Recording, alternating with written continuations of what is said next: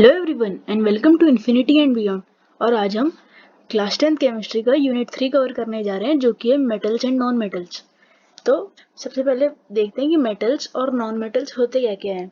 तो मेटल्स क्या होते हैं? मेटल्स की डेफिनेशन हम इस तरह से देते हैं कि मेटल्स वो एलिमेंट्स होते हैं जो एक सेट ऑफ प्रॉपर्टीज फॉलो करते हैं। और वो प्रॉपर्टीज क्या क्या हैं कि वो मेलिएबल होते हैं, मेलिएबल MELLEABLE, वो मेलिएबल होते हैं, मतलब कि हम उन्हें थिन शीट्स में ड्रॉ बीट कर सकते हैं, मतलब कि उनकी पतली से पतली शीट बना सकते हैं। जैसे कि आयरन की शीट्स बनती हैं कार को ढकने के लिए, जो कार का गैरेज बनता है वो ढकने के लिए।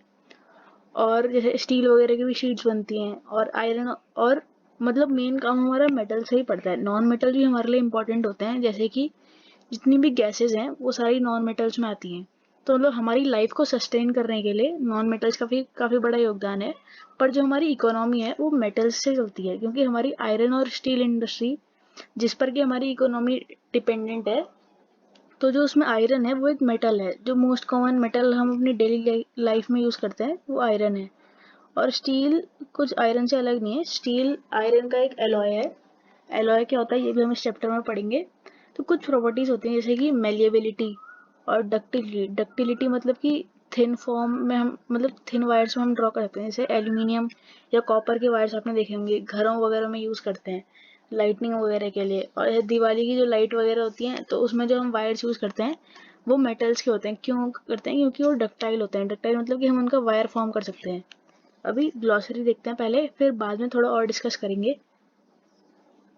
तो प्रॉपर्टीज विच डिफाइन मेटल्स, तो इसमें क्या क्या है? मेलिएबिलिटी।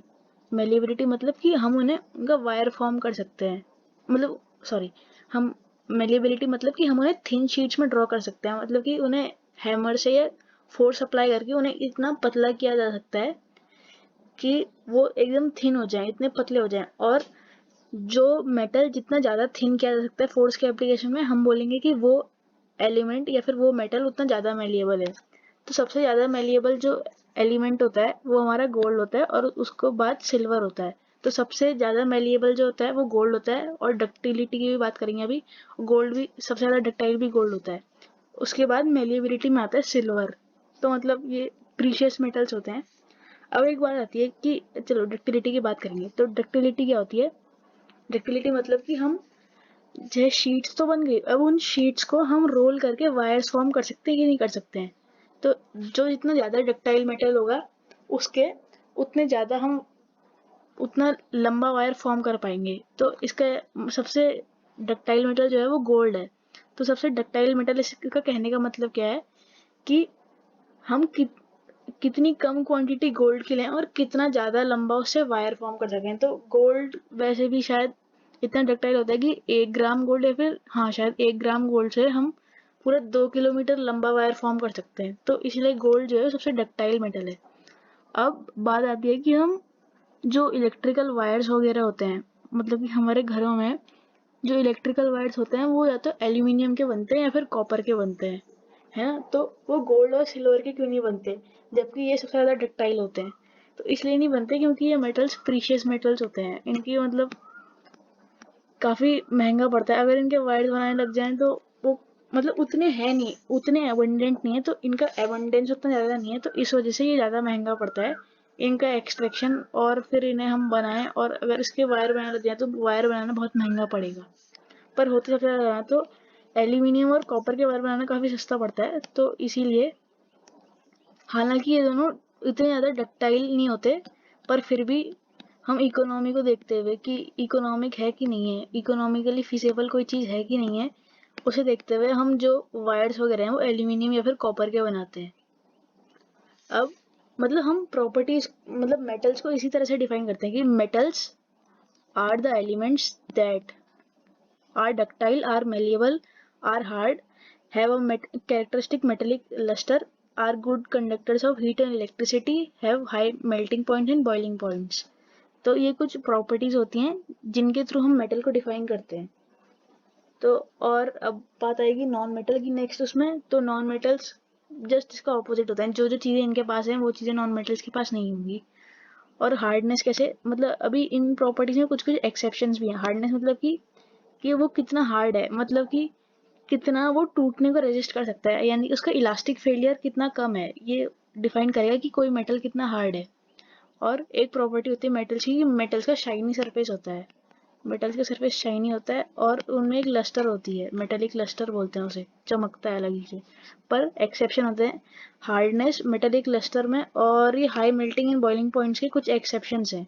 मतलब गुड कंडक्टर तो होते ही हैं हीट और इलेक्ट्रिसिटी के, पर अभी एक्सेप्शन आएंगे। जैसे मेटेलिक क्लस्टर में क्या है, जो ग्रुप 1 के एलिमेंट्स हैं, अभी आप देखेंगे आगे, ग्रुप 1 यानी कि जो ये एलिमेंट्स हैं इधर वाले, ये ग्रुप 1 है, ये हमारी पीरियोडिक टेबल होती है। इसके बाद इसके बारे में हम चैप्टर 5 में भी डिस्कस करेंगे और पिछले 2 चैप्टर्स में भी डिस्कस किया हुआ है थोड़ा बहुत। तो ये पीरियोडिक टेबल क्या होती है कि हमारे पास अभी पूरे 118 एलिमेंट्स हैं, तो उन 118 एलिमेंट्स को हमने एक टेबल के फॉर्म में ऑर्गेनाइज किया है। मतलब टेबल सिंपल टेबल नहीं है कि ऐसी सी टेबल बना दी, अभी टेबल भी कुछ अलग सी है कि यहाँ पे थोड़ा ऐसी टाइप की है और बीच में वो स्पेस है और फिर इतना है, यहाँ टेबल कुछ इस तरह से है।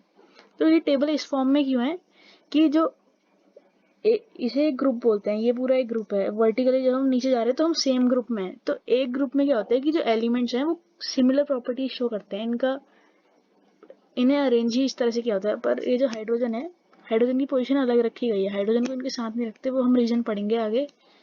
तो होता क्या है कि ये जो ग्रुप 1 एलिमेंट्स होते हैं, मतलब कि good conductors of heat and electricity तो सभी होते हैं, पर जो ग्रुप 1 एलिमेंट्स हैं वो उतनी मेटेलिक लस्टर शो नहीं करते। जैसे कि सोडियम वगैरह हैं, वो उनके नॉर्मल सरफेस पर जो होती है मेटेलिक लस्टर शो नहीं करते, क्योंकि उनके ऊपर ऑक्साइड की एक लेयर जमी होती है। पर जब हम सोडियम को कट करते हैं तो वो जो सरफेस उभर के आती है वो शाइनी होती है। और ये ग्रुप 1 के जो मेटल्स हैं, हार्डनेस की बात आती है जब, तो ग्रुप 1 के जो मेटल्स हैं सोडियम, पोटेशियम और ये लिथियम, सोडियम और पोटेशियम, ये बहुत सॉफ्ट मेटल्स होते हैं, मतलब कि इन्हें हम एक नाइफ से भी कट कर सकते हैं। और बाकी के हम मेटल्स देखेंगे, जैसे कि ये बीच में जितने भी हैं ये मेटल्स हैं, इधर वाले जो ये हैं ये सब मेटल्स हैं। बाकी इधर में जो आएंगे बोरोन, सिलिकॉन, जर्मेनियम वगैरह, ये इधर पर जो है ये हैं मेटलॉइड्स हमारे, और बाकी जो इधर साइड पे बचे हैं ये नॉन मेटल्स हैं। और मतलब पीरियोडिक टेबल में नॉन मेटल्स के कंपैरिजन में मेटल्स ज़्यादा प्रेजेंट, जो नीचे यहाँ पे हैं ये भी पूरे मेटल्स हैं, पर हम इनको डिस्कस नहीं करेंगे। डिस्कशन में हम यहाँ बीच वाले लेंगे, मतलब ये नीचे वालों को भी डिस्कस नहीं करेंगे। एक प्लेटिनम आएगा डिस्कशन में, सिल्वर, गोल्ड, और यहाँ ऊपर वाले डिस्कस करेंगे निकल, कॉपर, जिंक, और आयरन आएगा मेन डिस्कशन का पॉइंट, और तो उतना कुछ नहीं आएगा। और इधर हम ग्रुप 1 वालों को डिस्कस करेंगे और साथ साथ में ग्रुप 2 को भी। तो अगर हम इनका एग्जांपल लें आयरन, निकल, कॉपर, जिंक वगैरह का, तो ये कंपैरेटिवली हार्ड होते हैं। जैसे आयरन तो वैसे हार्ड होता है जो हम नॉर्मल फॉर्म में यूज़ करते हैं जैसे, पर जो सोडियम वगैरह होते हैं ये इतने सॉफ्ट होते हैं कि हम इन्हें एक नाइफ के थ्रू भी कट कर सकते हैं। तो हार्डनेस के केस में ये एक्सेप्शन होते हैं। और high melting and boiling point, इस केस में एक एक्सेप्शन होता है हमारा मरकरी, मरकरी यानी कि Hg, यहाँ पे कहीं पे होगा Hg के नाम से, वो एलिमेंट होता है हमारा मरकरी। जैसे ये है, ये एक मेटल है मरकरी, पर रूम टेम्परेचर पर ये एक लिक्विड होता है। तो जहाँ बात आई high melting and boiling points के, तो मेल्टिंग पॉइंट क्या होता है, जिस टेम्परेचर पर कोई भी सब्सटेंस है वो सॉलिड से लिक्विड फॉर्म में कन्वर्ट हो गया। और जो मरकरी है हमारा, वो रूम टेम्परेचर पर ही लिक्विड होता है, यानी कि उसका मेल्टिंग पॉइंट तो रूम टेम्परेचर से काफ़ी कम हुआ, तो इसका हाई मेल्टिंग पॉइंट है नहीं। तो इस केस में, ये वाले केस में एक मरकरी एक्सेप्शन होता है कि उसका लो मेल्टिंग पॉइंट होता है। और अभी नॉन मेटल्स की साइड पे देखेंगे तो उनमें भी काफ़ी सारे एक्सेप्शन आते हैं। तो अभी नॉन मेटल्स को देखते हैं कि नॉन मेटल्स क्या क्या है। मतलब नॉन मेटल्स में कुछ नहीं है, ये बस प्रॉपर्टी चेंज हो जाएंगी, जैसे इसकी जस्ट अपोजिट प्रॉपर्टीज आएंगी। तो प्रॉपर्टीज जो है वो जस्ट अपोजिट है मेटल्स की। जो मेटल्स यहाँ पर शो कर रहे हैं प्रॉपर्टीज, वो शो नहीं करेंगे। तो ऐसे जो मेटेलिक लस्टर है, मेटेलिक लस्टर मेटल्स को डिफाइन कर रही थी, पर यहाँ पे एब्सेंस ऑफ लस्टर है। और नॉन मेटल्स जो हैं वो जनरली सॉफ्ट होते हैं, और जो मेटल्स है वो जनरली हार्ड होते हैं। तो ये हार्ड थे, ये मेटल्स की बात है यहाँ साइड में। और मेटल्स में एक मेटेलिक लस्टर होती है, मेटेलिक लस्टर। मेटल जो होते हैं मेलिएबल होते हैं, पर जो नॉन मेटल्स होते हैं वो ब्रिटल होते हैं, नॉन मेलिएबल या फिर ब्रिटल। तो मतलब जैसे ही हमने फोर्स अप्लाई करते हैं तो ये टूट जाते हैं, ये एक्सटेंड नहीं होते शीट्स के फॉर्म में, ये टूट जाते हैं, नॉन डक्टाइल होते हैं, तो हम इनके वायर्स फॉर्म नहीं कर सकते। जब मेलेबल ही नहीं है तो डक्टाइल भी नहीं है, मतलब मेलेबल जब कोई होगा उसी के बाद हम उसके वायर फॉर्म करेंगे। पहले थिन शीट में ड्रॉ करते हैं, फिर उनके वायर में रोल करते हैं। तो जब मेलेबल ही नहीं है तो डक्टाइल भी नहीं है। और poor conductors of heat and electricity, poor conductors हैं हीट और इलेक्ट्रिसिटी के जनरली है, इसमें भी एक एक्सेप्शन होता है। एक्सेप्शन हर जगह होते हैं केमिस्ट्री को, इसीलिए हम ऐसे सीधे एक ही चीज़ है वो हर कोई फॉलो करेगा तो ऐसे मान के नहीं चल सकते। क्योंकि जैसे अभी हमने मेटल्स में देखा, तो मेटल्स में भी हमें बहुत सारे एक्सेप्शन मिल गए। ऐसा ही केस नॉन मेटल्स में भी होता है। जैसे poor conductors of heat and electricity, ये जनरली होता है, मतलब कि ज़्यादातर जो होते हैं नॉन मेटल्स वो पुअर कंडक्टर होंगे हीट और इलेक्ट्रिसिटी के। पर क्योंकि जैसे हम जो फ्राइंग पैन वगैरह होता है तो वो हैंडल किसका बना होता है, वुड का बना होता है। तो वुड का क्यों बना होता है, अगर हम किसी मेटल का बनाएंगे तो गुड कंडक्टर है हीट, और हीट का मतलब अभी इस केस में हीट आएगा।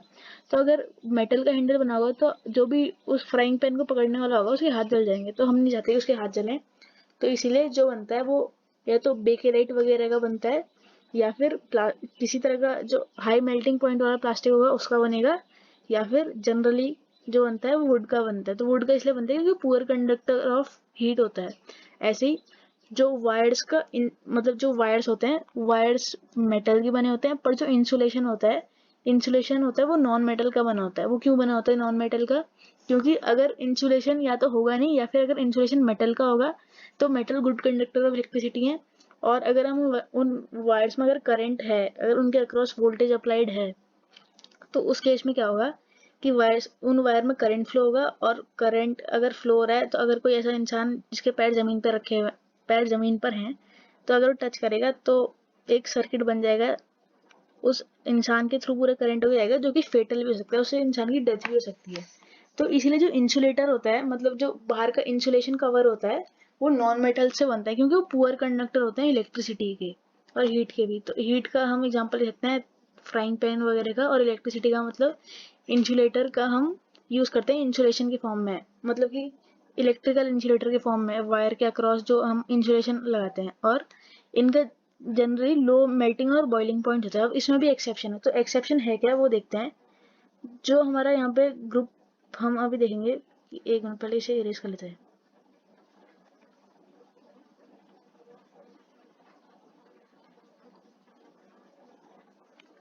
तो अभी हम देखते हैं कार्बन को, कार्बन जो कि है इस ग्रुप में, ग्रुप नंबर 14 में, तो इसका है 6C12। इस तरह से जो हमारा कार्बन है, तो इसके 3 एलोट्रोप्स होते हैं। ये हम पढ़ेंगे नेक्स्ट चैप्टर में, कार्बन एंड इट्स कंपाउंड्स में, पर थोड़ा बहुत पढ़ लेते हैं। एलोट्रोप्स होते क्या हैं, तो एलोट्रोप्स होते हैं ALLOTROPS। तो एलोट्रोप्स होते क्या हैं, एलोट्रोप्स किसी भी एलिमेंट की वो फॉर्म होती है जिसमें वो एग्जिस्ट कर सकता है। मतलब कि जैसे कार्बन है, कार्बन के मतलब मेनली हम पढ़ते हैं कार्बन के एलोट्रोप्स।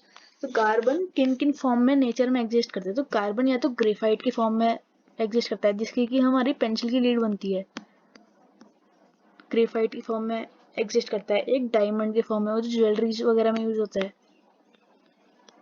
ये 2 मेन एलोट्रोप्स हैं कार्बन के। अभी एक थर्ड एलोट्रोप है, वो उतना रिसर्च उसके ऊपर उतनी की नहीं गई है। मेन हम ग्रेफाइट और डायमंड को जानते हैं, तो उसका होता है बकमिंस्टर फुलरेन, बकमिंस्टर फुलरेन, फुलरेन शायद। हाँ, तो मतलब इसके बारे में हम उतना नहीं पढ़ते क्योंकि रिसर्च नहीं की गई है इसके ऊपर।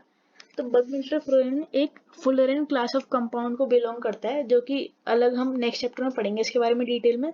पर अभी थोड़ा ग्रेफाइट और डायमंड के बारे में पढ़ लेते हैं, क्योंकि मतलब ये एक एक्सेप्शन है।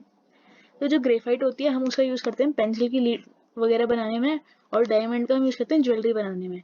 तो एक्सेप्शन की बात कहाँ आती है, poor conductor of heat and electricity. तो जो डायमंड होता है, पहले चलो ग्रेफाइट की बात करते हैं। जो ग्रेफाइट होती है, जो पेंसिल अगर हम शार्प करके देखेंगे दोनों एंड से, मतलब कि पेंसिल के आगे वाले एंड में भी ग्रेफाइट हमें दिखाई दे और पेंसिल के पीछे वाले एंड में भी ग्रेफाइट दिखाई दे, तो अगर एक इलेक्ट्रिकल सर्किट बनाए उन दोनों एंड्स को यूज करके, तो हम पता करेंगे कि जो इलेक्ट्रिकल सर्किट है वो कंप्लीट होता है। तो इससे हमें प्रूफ मिलता है कि जो ग्रेफाइट है वो एक गुड कंडक्टर ऑफ इलेक्ट्रिसिटी है, good conductor of electricity graphite है।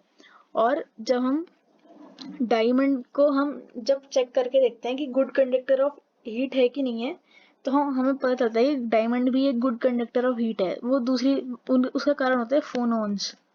ये पार्टिकल्स होते हैं, जैसे फोटॉन्स होते हैं इसी तरीके से फोनॉन्स भी एक तरह के पार्टिकल्स होते हैं। आप चाहें तो इनके बारे में और पढ़ सकते हैं, पर हमें हमारे ज़्यादा मतलब के है नहीं ये लोग, तो मतलब उतना ज़्यादा हम पढ़ेंगे नहीं, मतलब बिल्कुल भी नहीं पढ़ेंगे इनके बारे में, बस आप नाम याद रख लीजिएगा। फोनॉन्स होते हैं, तो वो डायमंड को हीट कंडक्टिव बनाते हैं। तो गुड कंडक्टर ऑफ हीट जो होता है वो डायमंड होता है, और good conductor of electricity graphite होती है।